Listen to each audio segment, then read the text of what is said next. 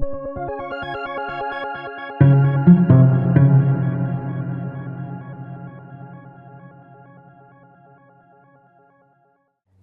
you all for coming tonight to the 4th Annual Philipsen Forum, sponsored by the UW Policy Debate Coalition. Tonight we have 6 lovely undergraduate students who will be here to educate us about the standard issue firearms in the SPD. My name is Rebecca, and I'm a member of the UW Policy Debate Coalition, and tonight I will be your moderator for the event. The Policy Debate Coalition seeks to promote civic dialogue both in the community and on campus. Our program is open to all undergraduates here at the university. This forum was established in 2013 in order to honor Gerry Philipsen, who was a former professor in the Department of Communication and a debater himself. Dr. Philipsen was a strong proponent of the undergraduate debate, believing it is something that every undergraduate should have access to and also should be a tool that they are able to use effectively later in life. The Philipsen Forum is meant to recognize these beliefs. Today, the debate isn't just made up of the best members of the policy debate team or even people that have years of debate experience. These people are up here to debate for their very first time, and they have been working very hard at what they were to prepare for this. I'm sure after this debate, you'll agree with Dr. Philipsen that debate is something for every undergraduate. We actually have another event next Wednesday, the Intramural Debate Tournament, which is also designed for people with little debate experience to be able to try it out for the first time. This topic will be the same as tonight. Resolve the SPD should remove the standard issue firearm from the Seattle Patrol officers. If you're interested in signing up for this, you can sign up, send an email at pdcuw.edu. Tonight, the AF will be in support of the removal of the standard issue firearms, while the negative will be in opposition. Each person will give up to a 5-minute speech on their side. And it's important to note that what each person is saying doesn't necessarily represent their own beliefs. As in, when you're debating, sometimes you debate the opposite sides of what you actually believe. After the debate, we're going to hear from Jonathan Warren, who is a professor at the Department of Sociology, specializing in education, race, ethnicity, nationalism, cultural studies, and quantitative research methods. Tonight, now I will introduce our competitors. For the first speaker tonight, we have Eden on the affirmative. On the first speaker for the negative, we have Isaac. For the second affirmative speaker, we have April. The second negative speaker, we have Simbrine. The third affirmative speaker is Oliver. And then our third and last speaker of the night will be Nick.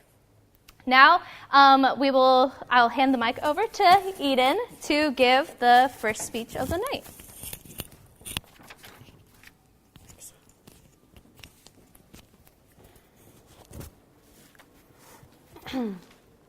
We are here today to talk about police brutality. We, the affirmative side, support the removal of firearms from the standard issue gear given to patrol officers in order to facilitate a better relationship between law enforcement and the community. In the past few years, we've seen increasing awareness of unnecessary violence, especially targeting African Americans. The videos that show up all over our Facebook feeds, social media, and whatever news source you check give the impression that there's inherent racial biases. An example of this is Michael Brown, 18 years old, unarmed, shot and killed by Ferguson police officer Darren Wilson. Another includes Philando Castile, Jordan Edwards, and Trayvon Martin, all of which have become household names, partly because of the Black Lives Matter movement that they helped gain traction. The Black Lives Matter movement speaks to the fact that people of color are significantly more likely to have firearms pointed at them and to be victims of police gun violence. On this point, whites are disproportionately represented in the patrol and police forces when we look at the communities that they are serving. This racial disparity creates a sense of distrust between the communities that these police officers are supposed to be protecting. And so much so that 42% of people believe that race relations are an issue, which is an increase from just 17% in 2014 before the Black Lives Matter movement took off. All of this comes from systematic deficiencies within the patrol officers' ranks. Patrol officers are not properly trained or vetted for racial biases before they're granted the use of firearms.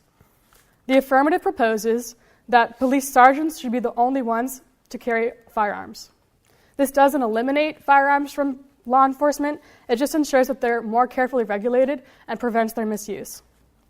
Sergeants are the supervisors of every shift, and they have a lot more experience and have been the beneficiaries of a more focused use of resources and can handle the high-pressure situations that firearms are generally used in. This means that they will not be as trigger-happy as patrol officers, and the number of innocent lives lost will be way decreased. Patrol officers should, however, be granted the use of less destructive force contingent on the fact that they receive more extensive training, so that escalation to the point where innocent people are being killed is no longer a national issue. Among the standard issue weapons, as outlined in the Seattle Police Department manual that's on the seattle.gov website, are a department-approved protective vest, an approved belt and belt gear, a flashlight, at least one pair of handcuffs, a timepiece, an approved traffic safety vest, and a department-issued riot baton, helmet, and respirator, which are all the tools patrol officers need to safely de-escalate the majority of situations without being over-equipped. For the 1% of cases that do necessitate force, they can call their sergeants for backup. Finally, I want to talk about how Seattle has the opportunity here to set a precedent that could take hold across the nation. If we remove firearms from our patrol officers, we can facilitate an environment that has less violence, more trust, and a better civilian-police officer relationship, as well as see increased overall safety.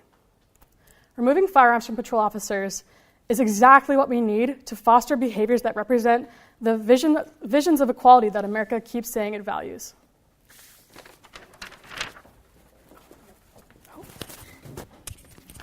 Thank you, Eden, for that speech. Now we will have Isaac, the first negative speaker.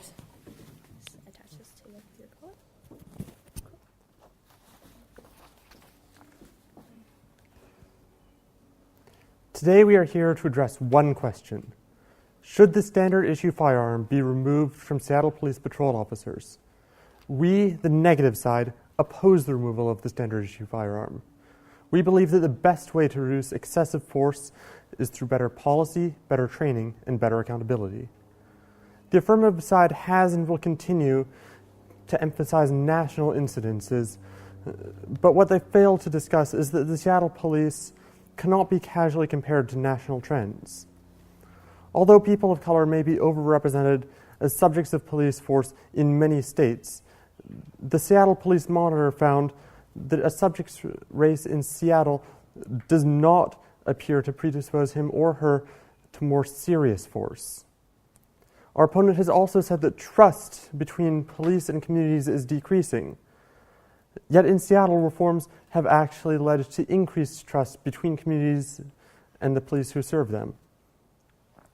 According to a survey filed in district court, the number of people who approve of the SPD has increased to 72% last year. That improvement among African Americans has reached 62% approval, and among Latinos, 74% approval. Fewer Seattle citizens are reporting troubling interactions with the police. The survey results show increased approval and fewer reported incidents of excessive force and police bias.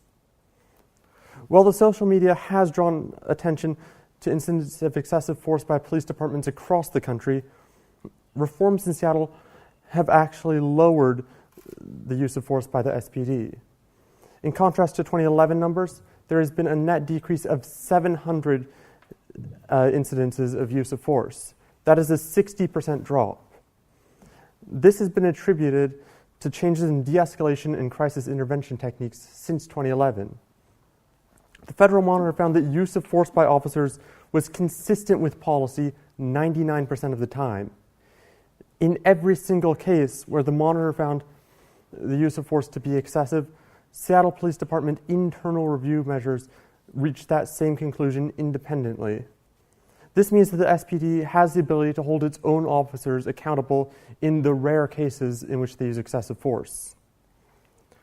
Now, our opponent has proposed allowing sergeants to remain armed and simply removing firearms from patrol officers.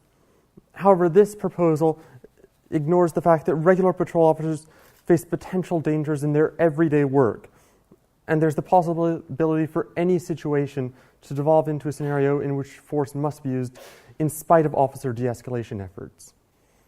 In 2015, roughly 10% of officers reported being assaulted, and 30% of these assaults were in response to disturbance calls.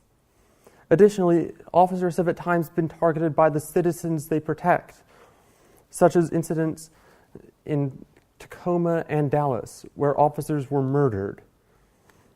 Part of the danger that officers face is due to the availability of guns in the general community to the general public. The King County Health Department has reported that 1/4 of King County households owned a firearm in 2013. Removing the firearm from SPD patrol officers would force the SPD to send its patrol officers into the field where the balance of power is significantly against them. Seattle is already leading the nation in police reform efforts. The negative side does not deny that the Seattle police can still improve, but we believe that biases and use of force can best be reduced, and community relations can best be improved through better policy, better training, and better accountability. Thank you. Thank you, Isaac, for that speech. Next, we're going to have our second affirmative speaker, April.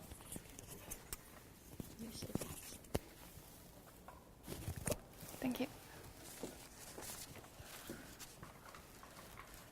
My opponent brought up the rate of police officers' deaths on duty in recent years. However, let me emphasize our plan. Removing standard issue firearms does not equate to removing all the weapons and protective gears from patrol officers. On the contrary, patrol officers are allowed to carry less destructive weapons, whereas sergeants, who are now in charge of supervising patrol officers, can carry destructive and standard issue firearms that they can use force only if it is absolutely necessary. Besides, our opponent claimed that the use of force by police is dropping currently. But let's think about that. We asked if the declining rate of police violence will solve the problem of existing racial tensions between communities and SPD. The answer is no. Even with declining trend of using force by police, the minority are still the target of police brutality. Therefore, we must do more to stop this violence. Back to our side. Patrol officers carrying standard issue firearms violated the core principles stated by SPD.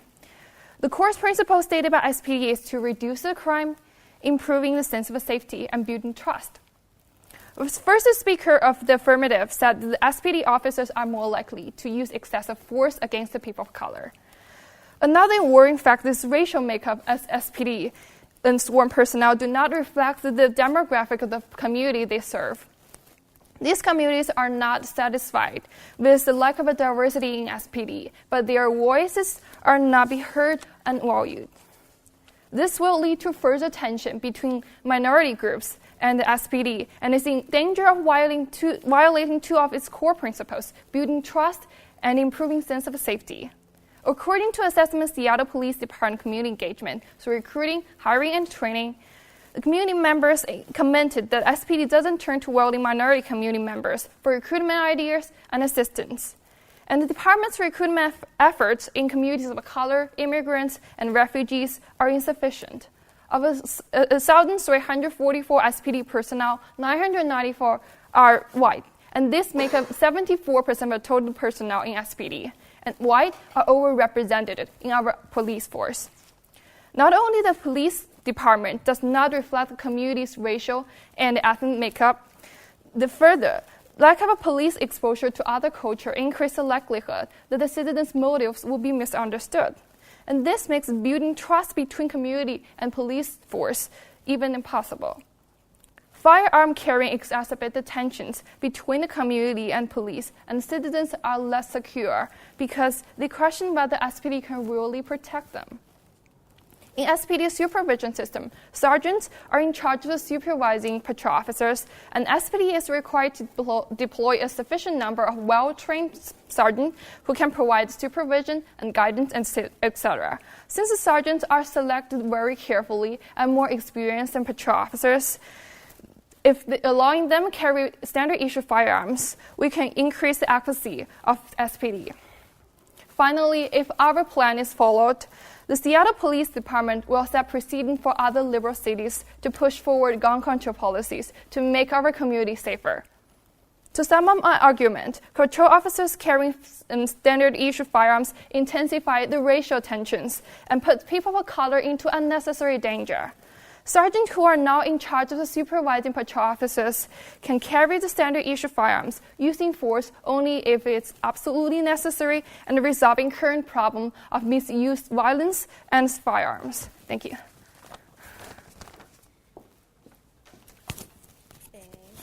Thank you, April, for that speech. Next, we're going to have the second negative speaker, Simbring, come up and, yeah. There you go. So, the proposition asserts that non-lethal weapons can adequately replace the standard issue firearm at the Seattle Police Department. They assert that limiting the number of officers that possess firearms will effectively resolve the issues surrounding police brutality without reducing the effectiveness of the police force. We as the opposition would like to question the soundness of these claims by discussing the various drawbacks of removing the standard issue firearm and discussing the weaknesses that their proposed solutions possess. To begin, I'd like to discuss the unreliability of some common non-lethal weapons. So, tasers are an electroshock weapon introduced as non-lethal weapons to subdue potentially dangerous targets. While using a taser does significantly reduce the risk of a fatality, its effectiveness in various precarious situations is severely limited. A taser fires two small electrodes, both of which must make contact with the target in order to send signals to the CNS to induce pain. The barbed ends of the electrodes, though designed to penetrate clothing, can fail to do so if a target is wearing very thick clothing. Even if the failure of one electrode to make contact will result in a wasted shot. So while reloading a firearm is a trivial task, reloading a taser is far more difficult, and its effective firing range is 15 feet. Compare this to the 165-foot range of the standard semi-automatic pistol used by the SPD. Furthermore, tasers are not entirely non-lethal. If a target has a pre-existing medical issue like a heart condition, then a stun by a taser can be fatal. Pepper spray, another common non-lethal weapon used to restrain subjects, also has various drawbacks. So environmental conditions such as rain, temperature, and wind speed can all reduce the effectiveness of pepper spray. There's also a risk of the pepper spray blowing back to the person who sprayed it or just blowing away from the target in general. Additionally, the immediate effectiveness of pepper spray is reduced if the subject is further than 20 feet away, which is the normal range of pepper spray. Subjects wearing eye protection, or in the rare case if they just have an exceptionally high pain tolerance. It's not simply about the fact that a firearm will hit its target X% of the time more than a taser will, or that a pepper spray is this much more likely to subdue a subject than a firearm, or less likely to subdue a subject than a firearm is. But there also exist profound psychological consequences to having officers enter dangerous and potentially life-threatening situations with an unreliable weapon. So, as will be discussed later, subjects could very well be carrying firearms, and an officer that's not equipped with a weapon that rivals a firearm in speed, accuracy, and in efficiency is less likely to feel secure, confidently entering dangerous situations. The cost of intervening becomes high, and as the threat becomes increasingly difficult to counter using the provided non-lethal weapons, risky maneuvers meant to obstruct a violent subject or otherwise contain a situation may be shakily executed or avoided altogether, and this, as a result, the officer's effectiveness diminishes, leading to more unstopped crime, chaos, and potentially more casualties.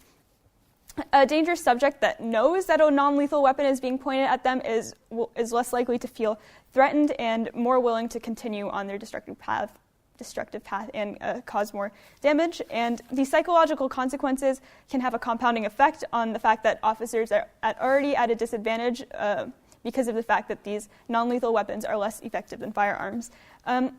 I'd also like to dispute the affirmative's claim that the removal of firearms is the key to building trust between law enforcement officials and the community. Having a weapon pointed in your direction and being spoken to in a firm manner by a law enforcement officer in a uniform will pretty much always be threatening, and that's exactly the point. Weapons are used for intimidation, and they're meant to make a subject compliant and less likely to behave violently and unpredictably. And the fact is that law enforcement officers will encounter situations that will need to be brought under control as quickly as possible, and the use of force is the most efficient way to resolve a very dangerous situation. So, as I discussed earlier, non-lethal weapons are less effective while also still having the potential to sow distrust and resentment in the community towards the police force, because police officers can still inflict excruciating pain with tasers, pepper spray, batons, etc. And these weapons, just like firearms, can be used recklessly to injure innocent civilians. So my main point is that lethal racial profiling is without a doubt an incredibly serious issue nationwide, and it has to be addressed. However, firearms become valuable tools in dangerous situations, and taking them away could severely incapacitate individual officers and the unit as a whole in critical situations. There are innumerable other ways to improve relations and build trust between the Seattle Police Department and community. Some of these different methods were discussed by the affirmative side. Adding training requirements for officers, diversifying the police force, being more selective when choosing employees at the Seattle Police Department are all ways of reducing the chance that a civilian might be racially profiled or otherwise harmed. Seattle is going forth with equipping all police officers with body cameras, which aims to increase accountability and could help the public regain trust in the police force. Educating the public on how to properly handle encounters with the police would help them be as cooperative as possible in such situations, so that operations run smoothly and that there's a low risk of injuries. And even with the absence of firearm, there's plenty of room for prejudice, distrust, and violence, but Seattle can set a precedent by addressing racial tensions, officer misconduct, and improving communication between community members head-on.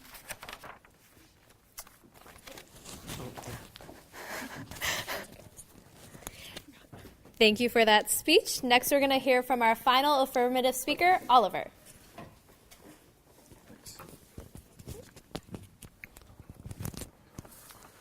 Okay.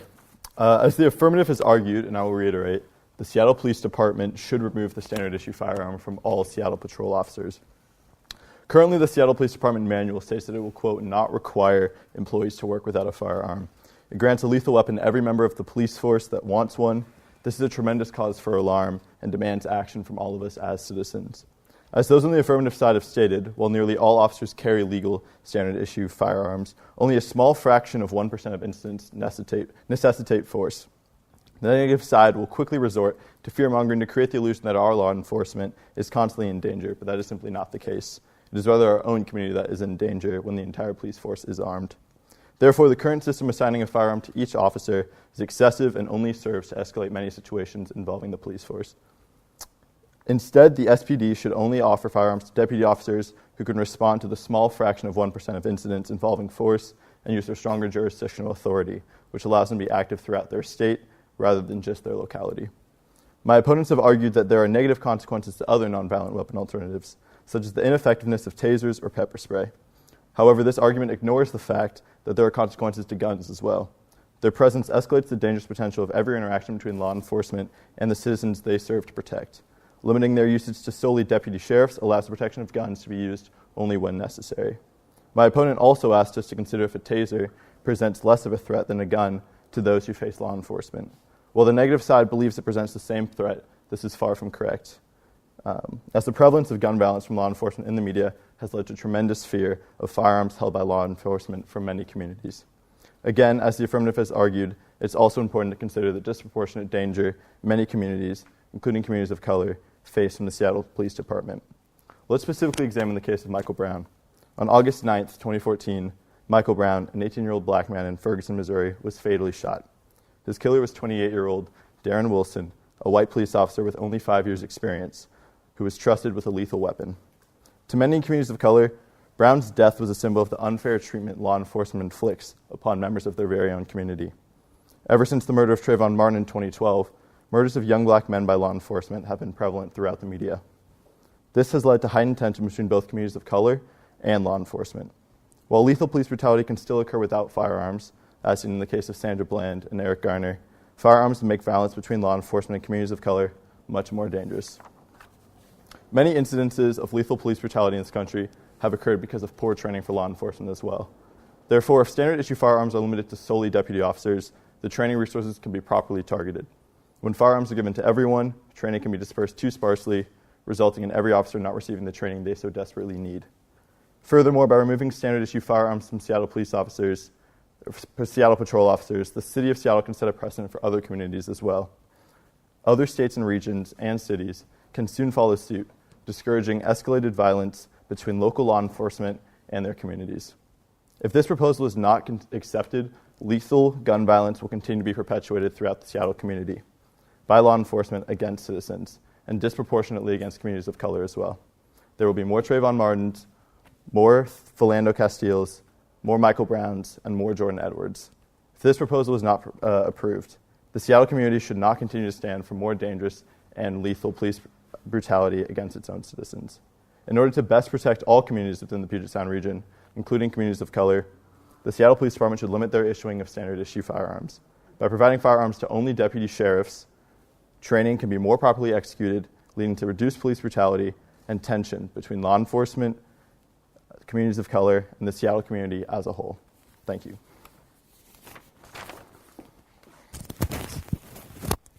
Thank you for that speech, Oliver. Now for our final speech from the negative side, we have Nick.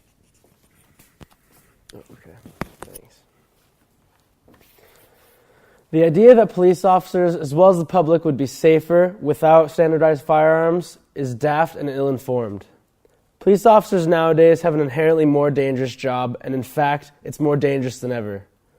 On a daily basis, they're dealing with dangerous criminals who often feel threatened and, in many circumstances, would rather attack and hurt officers than go to jail. Without weapons, there will be many more situations in which officers are unlikely to intervene in because the result of stopping a violent criminal is not worth the personal risk it poses. Officers, in fact, had justified shootings of nearly 1,000 people in 2015. White police officers shooting unarmed black men represent less than 4% of these incidents. In 2015, 10% of officers were reported being assaulted in some way. That's nearly 50,000 officers across the U.S. While being assaulted doesn't always constitute the usage of a firearm, it's a real statistic that shows many officers are constantly put into dangerous situations. 64 officers across the country were killed and shot in the line of duty in 2016. That's roughly a 70% increase from 2015.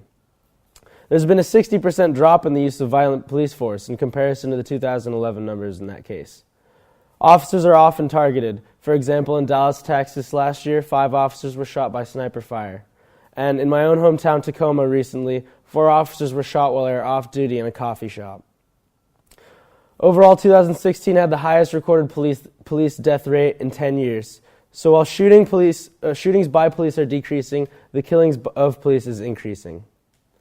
Being a U.S. officer is more dangerous in comparison to other countries as well. United States officers are killed 100 times more likely than German police, according to the 2015 numbers. German police carry sidearms just like American police officers. All this demonstrates is that there's a difference between civilian-officer relations. In the 45 years before 2009, Canada had nearly 133 officers killed in the line of duty, while the U.S. had nearly half of that in 2016 alone. Having officers without weapons would not help because the public can still carry and openly use weapons. There are several viral videos, including one of a 13-year-old who walks into a gun show and buys a gun for himself. This kid cannot buy alcohol, cigarettes, or even legally work a cash register, but he can walk off the streets into a gun show and buy a rifle for himself. My point being, maybe the problem is not just police with weapons, it's the overall public having too much access to weapons. How can we expect to take away police firearms when any random person can walk off the street and purchase a rifle or shotgun and ammo for it? Overall, there's more gun violence in America because there's just more access to guns to the public. Harvard estimated there's over 250 million registered weapons in the U.S. That's more than one for every American adult. I bet each one of you in the audience knows or owns someone that knows someone that owns a gun. Statistically, 1/4 of households in King County owns a weapon themselves. In places with stricter gun laws, there are many fewer gun-related homicides. In Japan, the equivalent of getting shot is the same as getting struck and killed by lightning, which is 1 in 10 million. As I said, Americans own more than 250 million guns, while Japanese citizens own only 200,000. As you can see, the fewer guns there are overall, the fewer overall homicides there are, including police homicides. Until we can change gun laws, we cannot expect to keep our officers and public safe without allowing them to protect themselves with the usage of firearms. Thank you.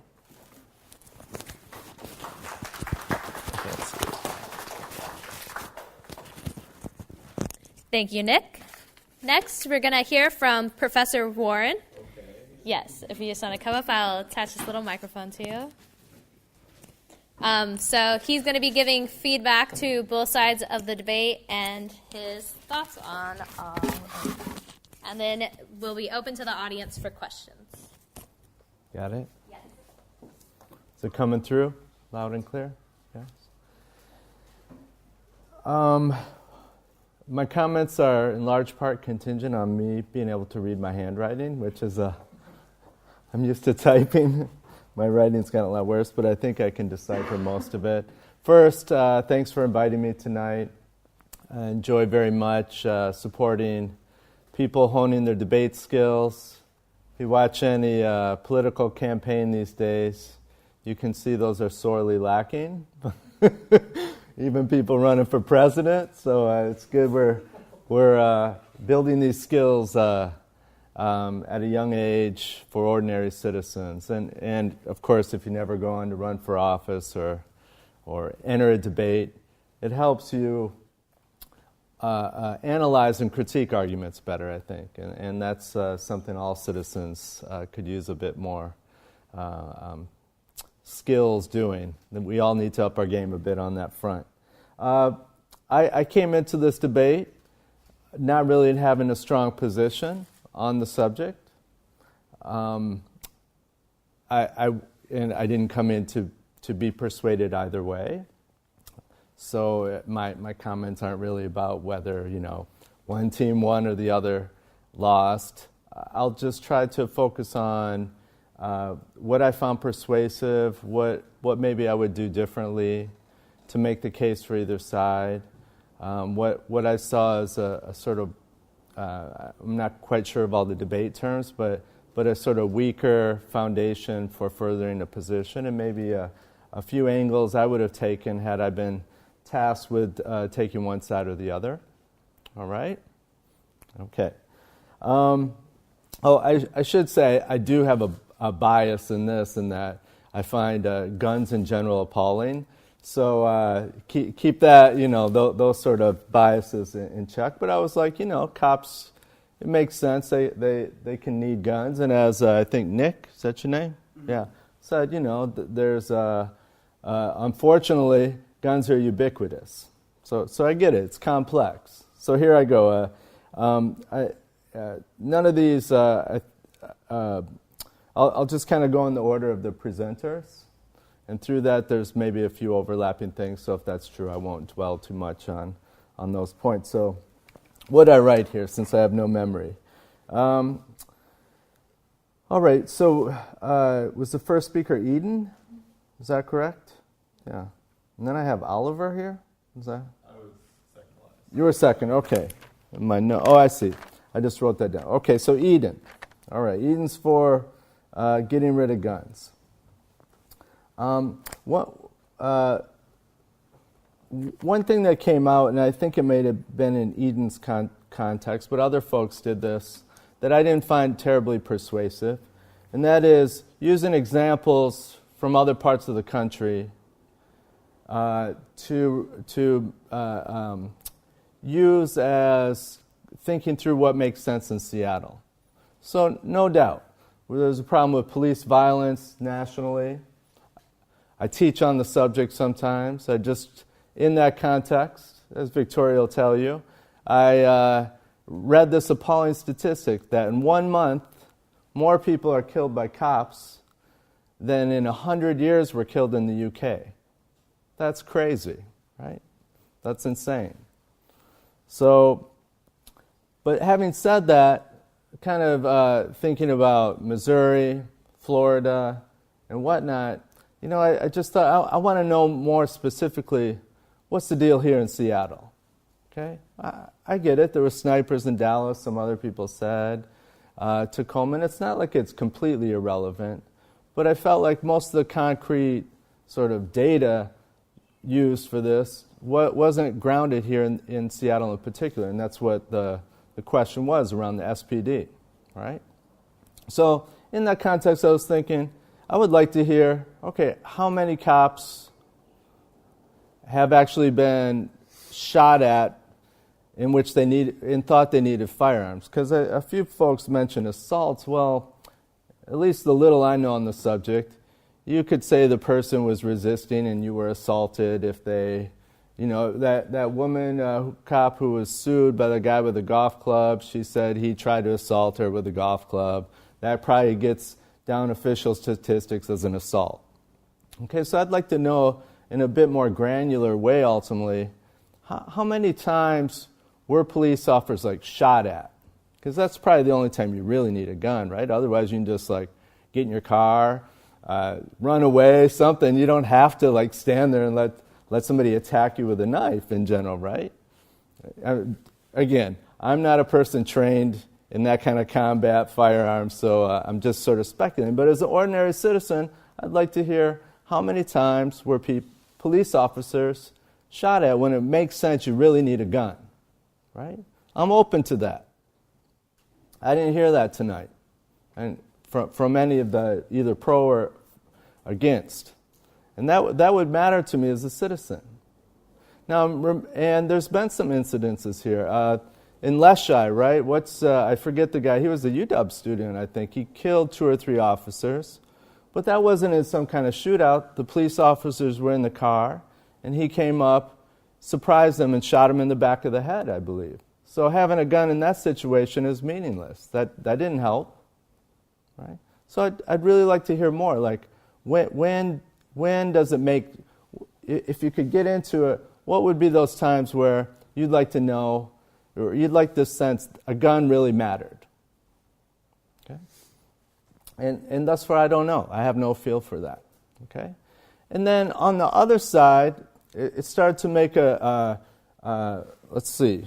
I'm going to hop around. I said I wasn't, but I'm already hopping. All right, so we got April, right? I know you're from the affirmative side. I didn't mean it on the other side of the position, but sorry, bad choice of words. But I meant it this way in that, okay, I want to know how many times, get a better sense. How many times could you make the case for, wow, a gun would have been really important in that situation. It could have made the difference. And so then I want to hear on the other side, the trade-off in my mind as a citizen is it makes sense to me that a gun can have this way of escalating violence. I can imagine if I'm packing a gun right here, I kind of feel, it's like a costume, right? It puts you in a different vibe. It creates this different persona. If you've ever dressed up for Halloween or something, just putting on a mask changes you, right? And I can't, it seems hard for me to not believe that having that gun puts you in a different mindset automatically. And for sure, I'm scared to death of a person who's packing a gun. It changes how I interact with them, right? So that there's a logic there that I get, and I think April did a nice job of saying, hey, they say these are the 2 values, building trust and a sense of safety. And then I'm saying, yeah, the guns don't facilitate that symbolically, right? It doesn't automatically work against a militarized police culture, which is what a lot of the reforms have been trying to affect. How can we demilitarize the police? How can we create a different culture within the policing in the U.S.? And I agree, many of you said, these sorts of things can be trendsetters. These can be set precedents for other cities in the country. Okay? But again, as someone evaluating it, I'd like to hear a little bit. I get the sort of, okay, this does have this effect, but on the other side, maybe it's worth it. Maybe if it's going to save 1 life, 2 lives, 3 lives, you could say, okay, as a citizen, I'm waiting, then it's worth it. And I like the example of Germany. That was good. It's true, the levels of violence are super low in Germany, including police violence. That's powerful. But what about England? Do they have guns now? I forget. They didn't used to, but I'm not following English policing closely. But the image is they just have the billy clubs and whatnot, right? And that would be a nice comparison with a place like Germany. So I guess my point on that is, if you're going to pull in international examples, of course every national context is different. I get that. We have, as we've talked about, ubiquitous guns here. But still, it'd be interesting to hear a bit more what's going on in other parts of the world, especially those parts of the world that don't use guns. Has it led to, when they made the transition, did it lead to more cops getting killed? Did it actually lead to fewer citizens getting killed? And then we could weigh for maybe every cop saved, 100 citizens aren't killed. We could get into some of this data and make that decision as a society. Well, that's the trade-off, and we decided that that's worth it. All right, let me get back here. How many in Seattle? Only the only Sarges thing, as a person, this is my mic here. As a person who knows really very little about sort of police structures, that didn't, I kind of got it. Like, you're just having a few people in charge with guns. Okay, but how many of those exist? Like, in my mind, my interaction with police officers are usually people in squad cars. If you're going too fast, they pull you over. If you jaywalk, I don't know, something. Or maybe if you have to call 911, 2 or 3 come. Well, in those cases, is there a deputy in that? I have no... It's too abstract to me as somebody listening who doesn't know anything about policing to really evaluate what that means, what that would look like. And then the training, okay, yes, it's true, there's limited funds for training, but, hopefully that's not the big issue. Like, okay, we can really train these 10% of people who got guns to use them. Well, I'd kind of like everyone to have that training in case in, like, a crisis, the other officers can use a gun or have access to a gun. Maybe there's something in between, like they're not packing the gun's in the car. I don't know. But that thread of the argument didn't pull me in and say, oh, okay, yeah, that's a good remedy. That makes sense. How many in Seattle? Set a president. Okay. All right, that was Eden. Let me go on to, it's not Nick. Who was ahead of Nick? Well, maybe it was Nick. I don't know. My notes are all over the place here. Who was the first against? Isaac. Okay, Isaac. I didn't write your name down here, so I apologize. Okay, I think I mentioned, I liked Isaac, how you emphasize, it is true. There's a lot to be proud of. There's been tremendous change in Seattle that has nothing to do with guns, and it shows a lot can be done absent removing guns from police officers. Sometimes I found, though, the sort of emphasis on policy, training and accountability, sort of vague, right? Oh, we just can do this through policy, training, and accountability. And I kind of got it. And I think you did eventually give, like, de-escalation was a policy, something like that, correct? Fantastic. But then I'm thinking de-escalation, it gets back to what I'm thinking when a guy's got a gun, doesn't lead to de-escalation. It kind of leads to the other impulse. It's kind of like, again, when I see an officer on a bicycle, I want to go hug him, right? Oh, yeah, high five, fist bump. When they're in a squad car, not in shorts, gun, no, I don't want to get close to them. So in that way, I feel like guns don't help move in the direction of de-escalation. Again, but it doesn't mean you have to remove guns to train officers in de-escalation. Right? But again, I would say, and you were the one, I liked it, you were the one who brought it back to Seattle, I believe. You said something like, hey, these national things don't have anything to do with Seattle. That was good. I thought that could have been followed up a bit more in other contexts. But again, policy, training, accountability can feel just a little vague. And isn't removing guns a policy? I mean, that's a potential policy. So I think the point is, this isn't the, I guess thinking it through now, a good line of argumentation would be, for me as a citizen again, hey, cops need this to protect people and the safety.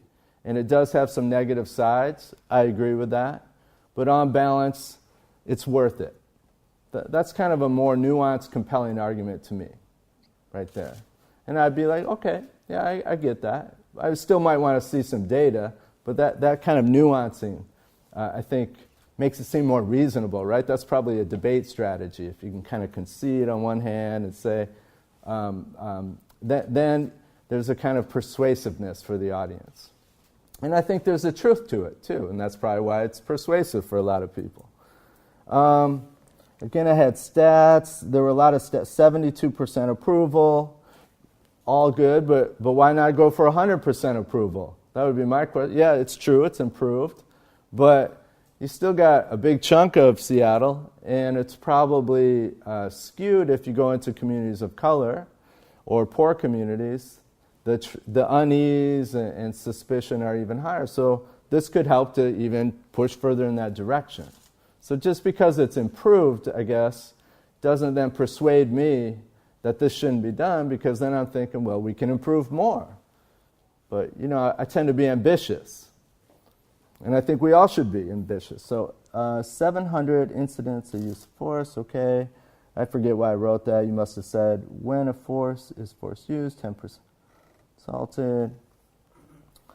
Yeah, again, 10% assaulted in 2015. Okay, fine, but again, assaulted by a gun, what does that mean? That could mean so many different things.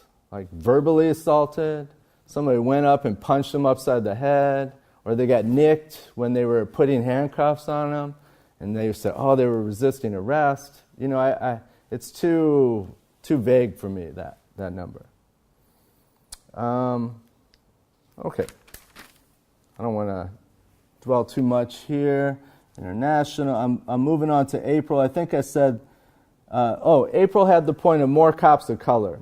Yes, I agree with that, but it seems not connected to the main argument of guns. Because there's also a lot of studies that cops of color can become militarized too. They can be racist too, right? I mean, where's that place in Virginia that, Between the World and Me, right? Coates wrote this book. Maybe some of you have read it. The main story in there is about this black community, upper middle class black community, black officers, who targeted black people driving through the neighborhood, right? So just because you get cops of color doesn't necessarily mean it's a remedy for this. So that it's in that way it didn't persuade me on this particular issue. So that doesn't mean I'm against hiring more cops of color, but it didn't seem connected directly to the question of having guns or not having guns. Stats, some do, some refuse. Oh, so I think it was Oliver? Yeah, mentioned that this was interesting. Like, it's I could have misheard you, but is it optional to have a gun? What's up? Is it optional to have a gun? You sort of implied that it's not required, it's just made available to police officers. I think I said any police officer who wants a gun. Yeah, who wants it, but you can. That implies if you don't want it, you don't have to have one. It's not optional, I don't think. Okay. Well, that could be interesting too. If it had been, I would have been curious, like those officers who don't have a gun, what's their experience? And that sort of leads me to the question, I would have liked to have heard sort of interviews with cops. Like, did anyone talk to a police officer or try to? And what did they say?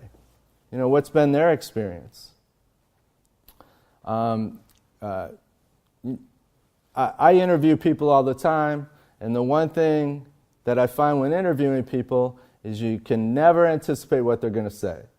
And you oftentimes, you just go into that interview thinking you know You just know what they're going to say, and you're always surprised. So you might have gotten some interesting ideas and stronger arguments too by just talking to a few police officers. And maybe too through that, which a lot of this process ultimately culminates in, is a sort of, I don't know, I don't want to say a midpoint, but sort of a refining. Is it really the issue removing guns or not? Or maybe there's somewhere a different way of how guns are presented, what kind of guns, so it could have been very interesting just to have tried to talk to a few officers, and I bet they would love to talk with people, especially the campus police. Say, hey, we have this idea, we're debating. What do you guys think? Mike Brown asked, I think it was Oliver. You said seems to escalate. Okay, I agree, I can guess that, but I would have liked to have heard a bit more, like, okay, you said it seems to escalate. Flush it out for me, like, give me a scenario. How it does escalate, kind of like what I did. I said, it's like a costume, you put it on. I would have just liked to have heard something more to give some meat to that argument, to make it more compelling. This deputy officer trained them. Okay, I have no idea who a deputy officer is, and so as a layperson who knows nothing about policing, that sort of goes over my head. And I think that's something to know. Some of these terms may be explained. Of every 10 officers, or in every squad car there's a deputy officer. I just don't know. I don't understand. And then moving on to Supreme? Yeah, sorry, I scribbled your name here. Supreme? All right. The get rid of tasers, that didn't persuade me, or not getting rid of tasers. The argument was tasers can kill people too. Well, then I'm like, well, get rid of tasers, That wasn't, and then I'm thinking, yeah, it's true, tasers can, but there's less likely to kill people with a taser than with a gun, I'm guessing, but I may be wrong. So that didn't persuade me on that topic. And then the psychological pressure, there's these psychological pressures of not having a gun, and I don't remember all the details. It can cause more damage and lead to more violence. I think it sort of implied there'd been studies on this. And so I would have liked to have heard where you're getting this impugned data from. Where is this, at least pretend like, yes, major psychological journals have found that it leads to this, That then, okay, that gives it an authority, right? But when you just throw it out there, you don't really say, who found this? Where did this come from? This is just your random thing you pulled out of a Google search, or give it some oomph, if that's going to be the main substance of your point. Okay, and then two, for me, it just didn't make sense. I didn't buy it, but that could just be my biases. Either way, I think it always helps if you have this sort of credibility of academic journals and science and all this stuff. People like that a lot, right? They listen. Oh, okay, yeah, that makes sense. Best deal with tough incidents. Okay, there was a whole series of points there, but I think I got the gist of it. And then more dangerous ever, 1,000 people.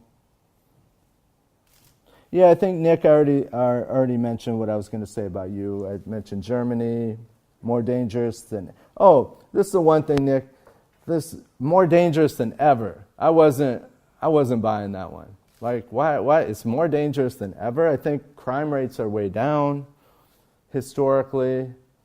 I'm sorry, I can't remember the specifics, but it just seemed like kind of a bit of fear-mongering.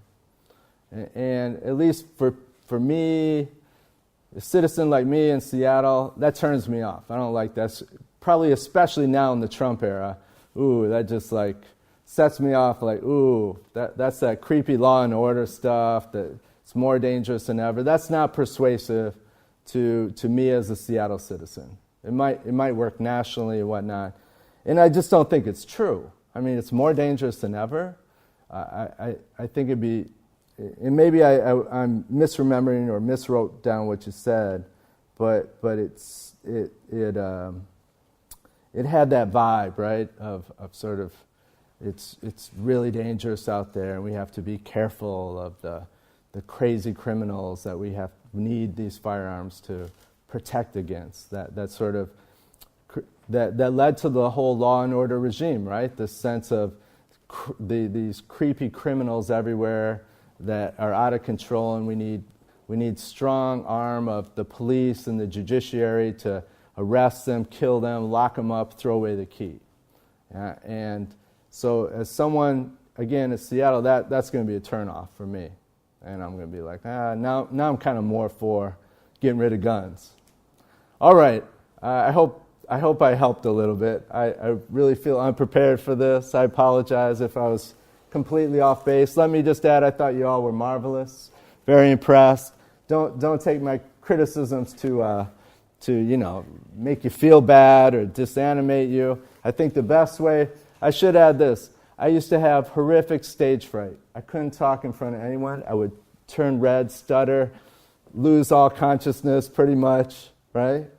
Look, I mean, I still am not terribly articulate in front of a crowd, but I can express an idea. So I found just the more you do it, the better you get. Sounds pretty obvious, but the more you debate, the more you talk in front of people, the more comfortable you get, the better you get. And it's a really important skill to have for the rest of your life. So I commend you all. Good work. Apologies for if I just misheard something or got it a little wrong, but thank you all very much.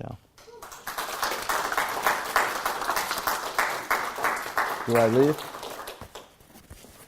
Thank you. Thank you so much for your feedback on all of that. Now we're going to have our director of the Policy Debate Coalition, Michael Souders, come up and say a few words. While he's coming up, I just want to say thank you to the Department of Communications, Evan, who always does a great job, the policy debate team as a whole, and even more, Devin, our graduate advisor, who did a lot of work to put this on, and then also all of the debaters who are so brave and came up here to debate this evening. Michael. Dr. Souders.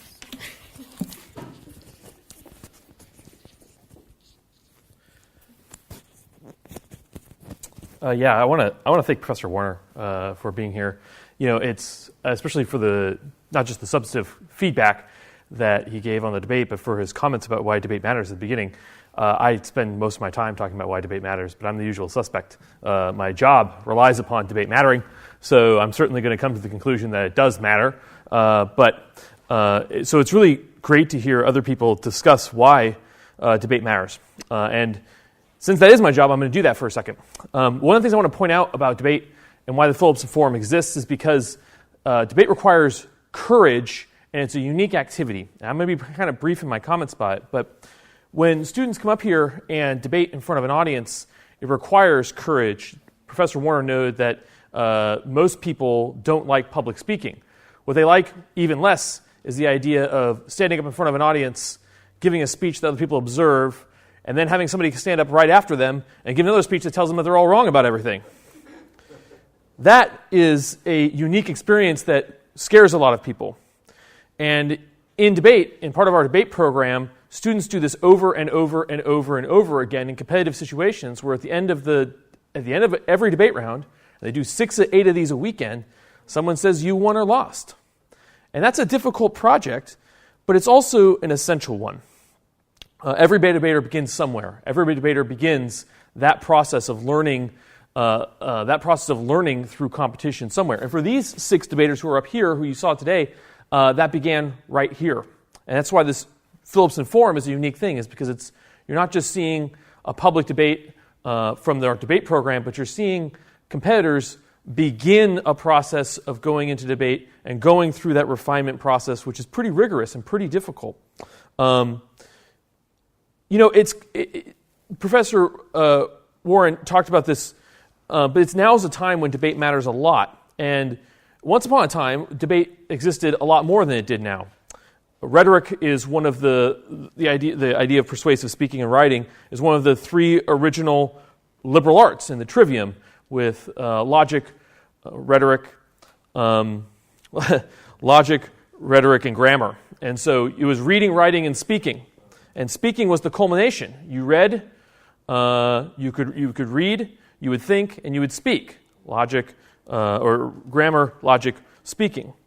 And even in colleges and universities, up until the end of the 19th century, disputation was a part of the graduation process. You had to go up and debate over essential subjects, usually theology if you were a minister, going to be a minister, but you were expected to be able to demonstrate your knowledge in a disputation test, and which people would examine you to. That continues today to some extent at the graduate level with a dissertation or a thesis defense, but in some sense our universities have lost this idea. But this idea of debate is core to the idea of university, and it's essential to what we do, because when we go into debates, it's not just students sitting backwards and watching people tell them information. So like when I deliver a lecture in my large lecture classes, I talk, students take notes, and then we do exams, maybe we do a project that's considered dynamic teaching. But in debate, students, they do the teaching. They take responsibility, they stand in front. I, as the professor, do the watching. And it's a difficult process. It requires roundness, because in our format of debate and the debates that we do, you have to take both sides. So you have to see it from both sides. It requires a willingness to subject your views to criticism. Other people will say negative things about you, say that you're wrong. It requires you to rebuild your position after being subjected to criticism. You have to rebuild it and come back at it. And it develops a skill set which challenges your worldviews in a positive way, which is essentially why people want a university education in the first place, so that we undermine the sedimented beliefs that people hold that are results of their backgrounds or cultures and haven't been questioned, of their localities. Debate questions those things and requires people to think about them and respond with information and data. And the students here are representing the beginning of that process. And that's the reason why the debate union exists. When we have people who come and respond to the Philipsen Forum, it really helps us with that process, because it's incredibly valuable to have experts here to help inform us where we've gone wrong, where we could do better, and what we could do well. That's part of the refinement process. It's what the debate union is all about, and I'm really happy that you joined us today for the Philipsen Forum. Thank you so much.